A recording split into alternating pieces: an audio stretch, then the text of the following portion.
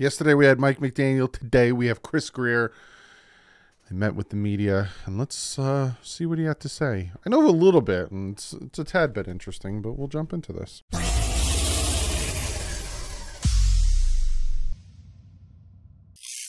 What is up, Finn fans? Combine week. And like I said, news and notes are going to come out of the Combine. Yesterday we had Mike McDaniel sit down. He talked about Gesicki, Tua, Poyer, a bunch of things. Go check out yesterday's video. Now we're going to listen to Chris Grier. He sat down, met with the media. I actually have his video. I made my video yesterday a little too early, so I read it to you, but now we're going to listen to it straight from his mouth. Without a pair of tweets, just saying that can't run or jump with injuries, said not take pills, injections from the team. I was curious what was your response to that? Has he ever expressed any concern or frustration with his rehab in terms of how it was handled?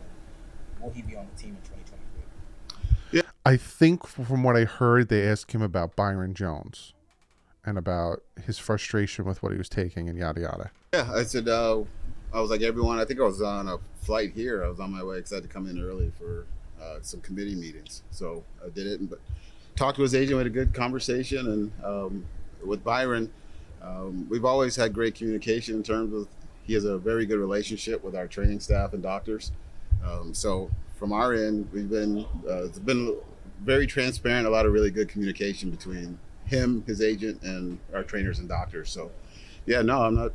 I think we're in a good spot, and he's he's working hard, trying to get back and play, and he's been in communication with us through the process. So it's I know you want a reaction, but I really didn't, because we talked to the agent and he was good, and I told him, I said we talked to Byron just to check in again with our doctors once they get through the combine with all the medicals and stuff here. But no, we've had no indication of anything that's it's been a really good working relationship with him. Supposedly, right? Because this is coming out and this is stemming from what he had to say about don't take the medication, the shots that they give you, blah, blah, blah, this and that. Supposedly, and again, this is a rumor or source information that I've gotten, he had control over the medication and he had control over what he was taking and how much of it and all that stuff. Is that true? Is that not true? I don't know. But the whole Byron Jones situation is just murky water. So I don't know. Is the expectation that he'll be on the team in 2023? He's under contract with us. Right now, Vic is back in Florida, kind of just looking over the team. So obviously he's going to have some say in this, because I think with his scheme and what we're doing, and we'll also, talk with Byron too. So a lot of moving parts right now. And not running around the answer, but that's just kind of where we are right now. Is there confidence you can play? Is there what? Is there confidence you can play again? I'm not a doctor. I don't know. I don't want to speak or not, but we've seen him. When I last saw him, he was working out, doing everything he can, trying to get back. So yeah. So Chris, do you go on the assumption that if you get him able to play in 2023, it's like extra, or are you counting on him as your starter opposite X? No, I think you have to look at every option. You always have to look at all different scenarios and try and plan for best case and worst case scenarios. So right now we're not making any assumptions on anything, and just let him continue to attack his rehab and then see what happens. Chris, very PR answers there. I would be shocked if he's a Miami Dolphin next year. Shocked. I think he'll get a June 1st, a post June 1st cut designation. I think this is what I might make a video on this, just kind of planning and predicting how the offseason is going to go for the Dolphins. But I think they're going to restructure and get money for the initial wave of free agency, and then I think they'll use the Byron money that they get from a post June 1st cut, the $13.6 million for the back end, where you start bringing in depth and you start paying for your draft picks. But I would be shocked if he was a Dolphin next year. So have you had discussions with Wilkins' agent about an extension, and how much of a priority is that this offseason? Christian, ever since we drafted him, has done nothing but get better each year. He is a tireless worker. As we've talked about, you guys have heard me talk about how he works around the building. He's in every day. He's still in the off season. I've seen him around more than anyone, and so he loves the game. He loves our organization. we love him. We'd like to have him here for a long time. And but in terms of conversations with agents, we don't really talk publicly about it, but we would like to have him here a long time. Sign the man. I'm about to get shirts made that say "Sign the man," and you can wear them for whatever Dolphin player, free agent, whoever you want. Sign the man. I'm gonna get those shirts made. I'm gonna make those shirts. Sign the man, and they're gonna be in Dolphin colors. New merch coming very soon because I want them before free agency. Sign the man. Sign them. Where do you stand on Tua's fifth-year option, Brad, this week? Yeah, I think with us, we're still having all those conversations because there's a lot of factors that go into that. We talk about Tua's fifth and I think year. now that we're finally finishing up the coaching staff, that we'll focus on some of these answers and coming together. And Mike and I will sit and talk about it, and as well as with Mr. Ross and Brandon Shore. So we'll go through it and we'll make our decision then. But all expectations, he's our quarterback, and he's our quarterback here to be successful for a long time. Are the dynamics different for the quarterback position when you have the fifth-year option, given how important the meaning of, how people are going to take it one way or the other? Yeah, but you try and take that out of it. You just kind of make the decisions you think are best for the organization and the team. So there are always factors. This is the quarterback. This is the position that everyone talks about. But for us, you just try and remove emotion and try and make good, sound, smart decisions, and hopefully it's the right one. I talked about it on Twitter earlier today because I was sitting there kind of contemplating and thinking about the fifth-year option with Tua. And if you came up to me and there was only two options, you either give Tua the fifth-year option or you sign him to a long-term contract. At this point right now, I'm giving him the fifth-year option. And a lot of it has to do with his availability, right?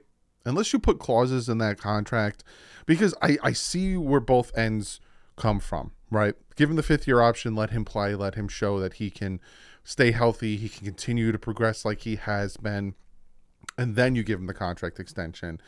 But then the other side where they say give the contract extension now, I see where that's coming from, because if you wait for 2024 to give him the contract extension and he balls out in 2023, that contract extension is going to be a lot pricier, especially with other contract extensions with Herbert, Burrow, Hurts, and all those guys, than versus just doing it now and doing it with the clauses, with the stipulations and all that stuff.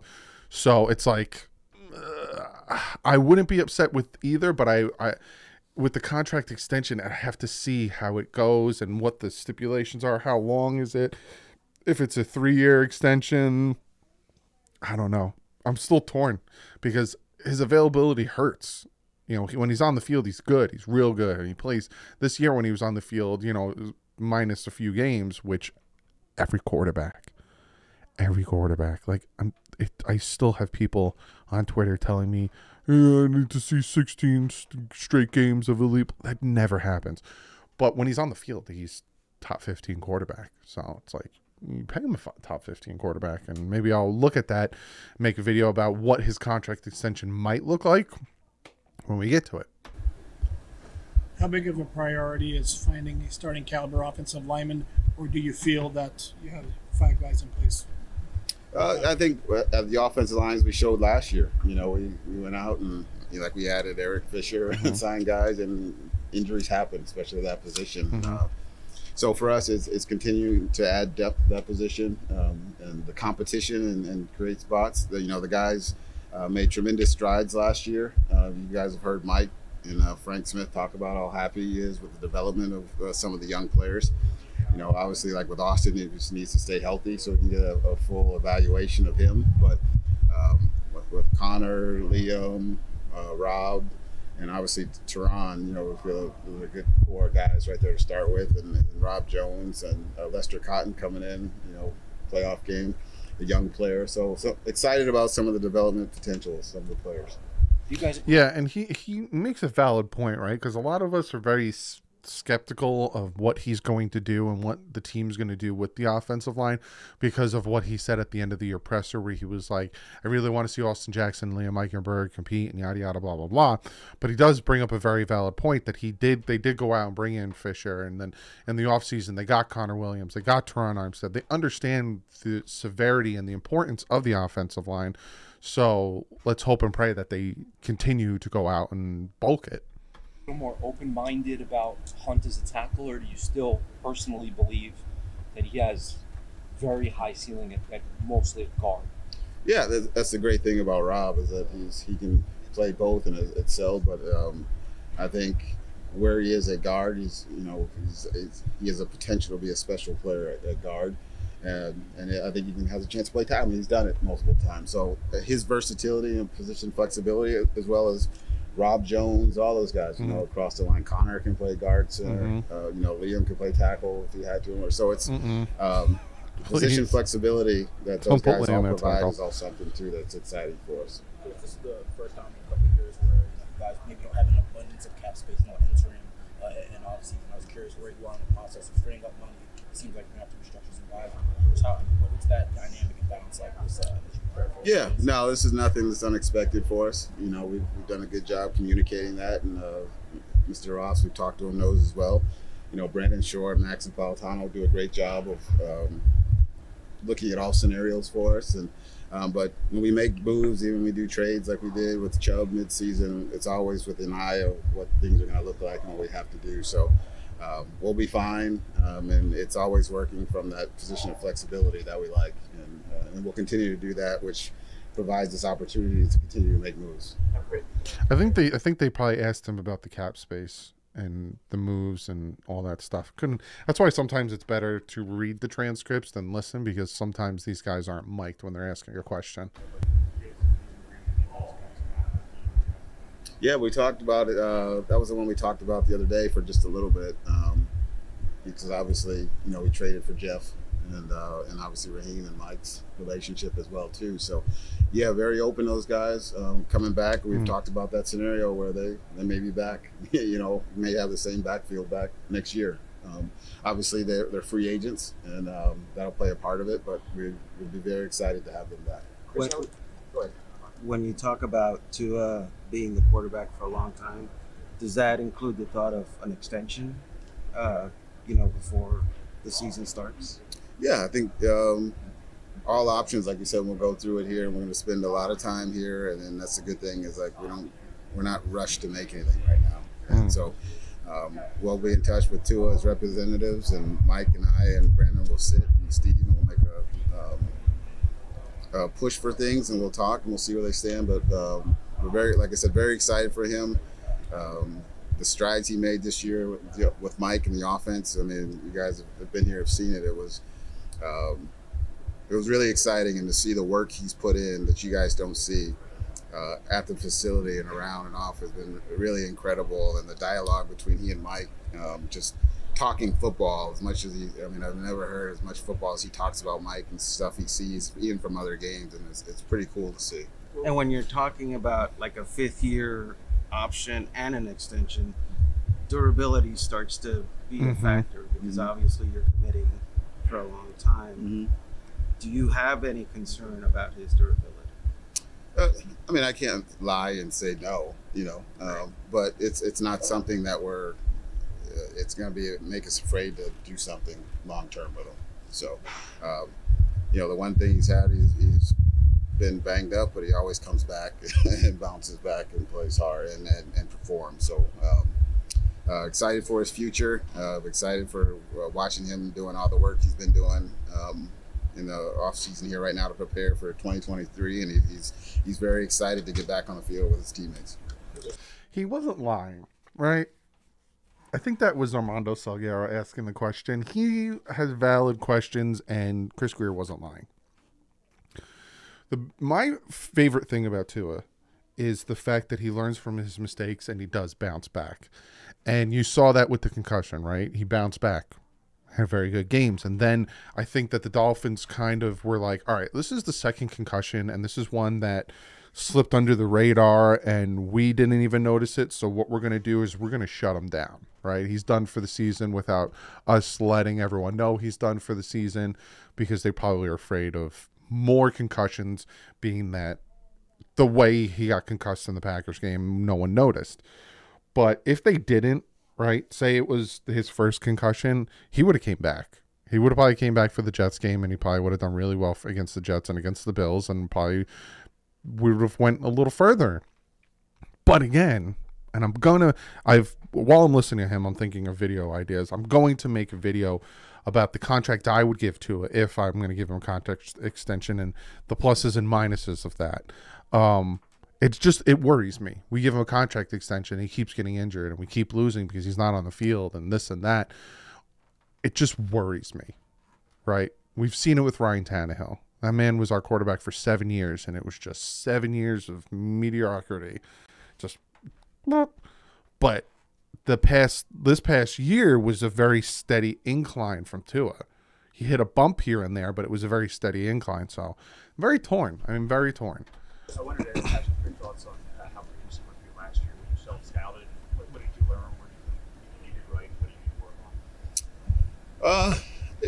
It's like everything. We felt we made some good moves, some good players we brought in that impacted us. We were a young team, so added some veteran guys that were leaders, but also good players to show these guys how to do things we thought was important.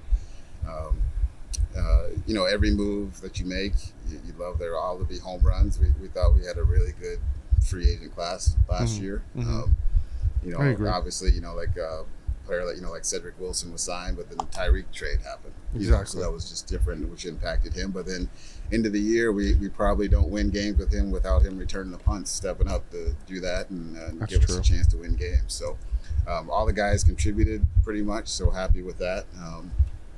But at the end of the day, I was really proud of the work that the scouting staff did in season, like with Brandon Shell and those guys that come in and impact us to help us win. So it's just trying to make good decisions to create depth and competition at positions to keep us in a position to try and win games. Yeah, that's a very good point, especially in an unsung group of people in the organization is those scouts during the season. Because the finding of Brandon Shell really helped the offensive line and that 4-game winning streak, helping solidify that right tackle position. He did really well during that stretch. So, yeah, good point. Could you potentially be more open to taking one with an earlier draft selection in recent drafts?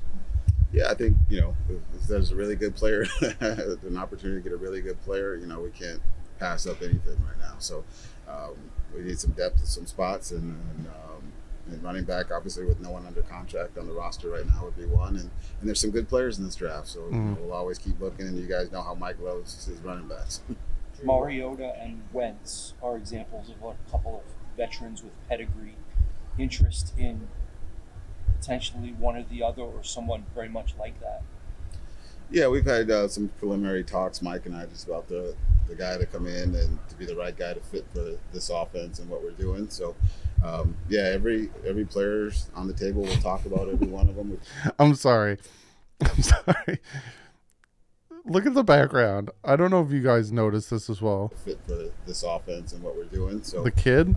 Every player's on the table. We'll talk about every one of them. We've talked about a couple of them already, but we'll keep turning it over and try and find the right guy to come in. With the addition of Mariota and Carson Wentz into the free agency pool for our potential backup quarterback situation, I'm probably not touching Carson Wentz. But Mariota's intriguing. For me, again, my number one is probably Baker.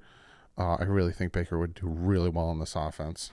No, and I said the good thing is I think, a lot of people, want to come in, they see the excitement of the offense of what Mike's done. I know the Heisman winner made some noise with his tweet about wanting to play for Miami, and which is always pretty cool because they see what Mike's done and his coaching staff have done offensively for us. Chris, I was curious as you look to shape this defense in Vic Fangio's vision and mold. How important is priority upgrading outside linebacker and safety this offseason?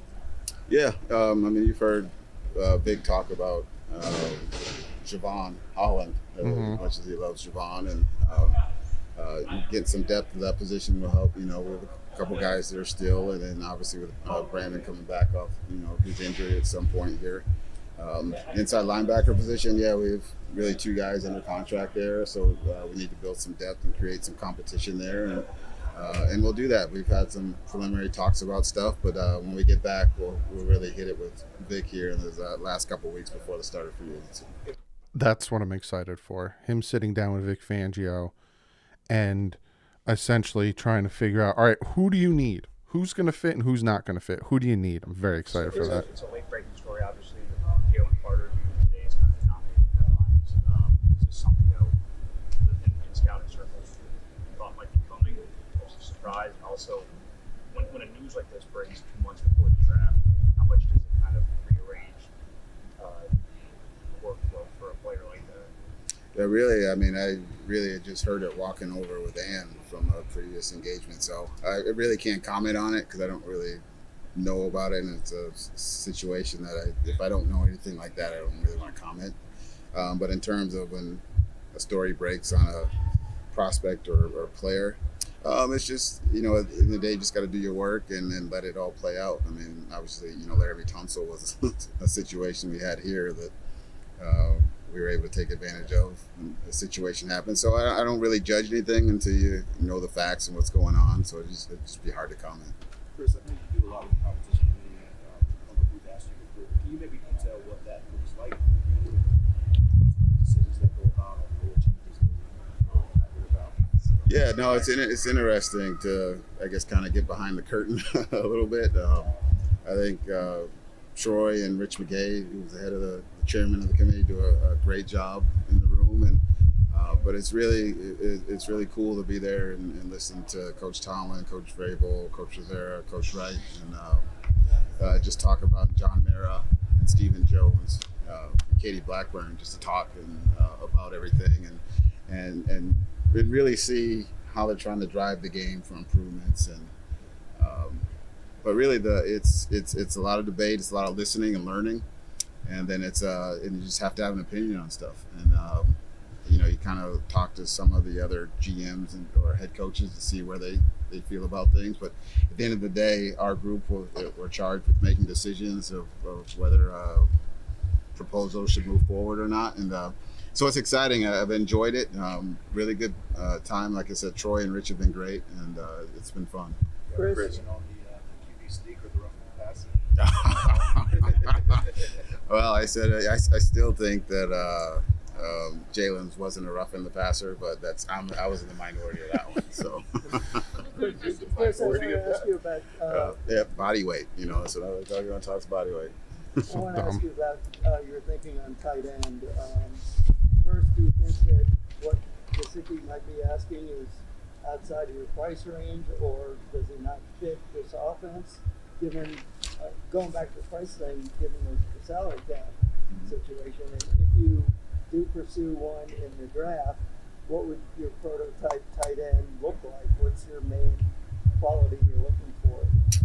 I think the great thing about Mike and Mike McDaniel, is that we're just talking about his position of what he looks at each position, and he says like he can work with any type of tight end. So there's really not we have to have this kind or this. So that's his flexibility in working with having just good players is the one thing it's always makes things easier.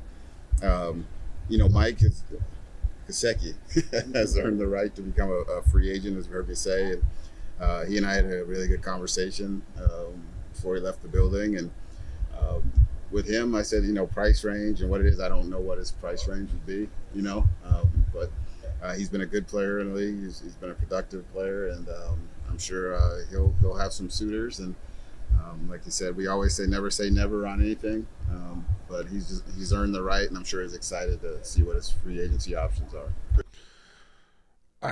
Another guy to be surprised if he's back next year, especially because he keeps saying he earned the right to test free agency.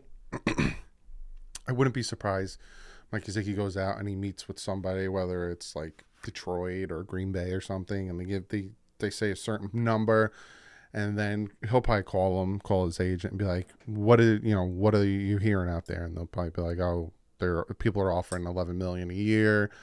And then Chris Grier will be like, all right, well, good luck. Chris, when it comes to the injured players that were out for the season, like Brandon and Nick Needham, Manuel, are they expected to be ready for OTAs, or is there any sort of timeline for their return after a season? Yeah, I think with all those injuries, everything's kind of fluid on that. It's kind of always hard to say when someone's going to be back with their timelines. But I will say all our guys have been in every day working hard to get back. So, it's a good thing about living in South Florida. As you know, these guys are always around.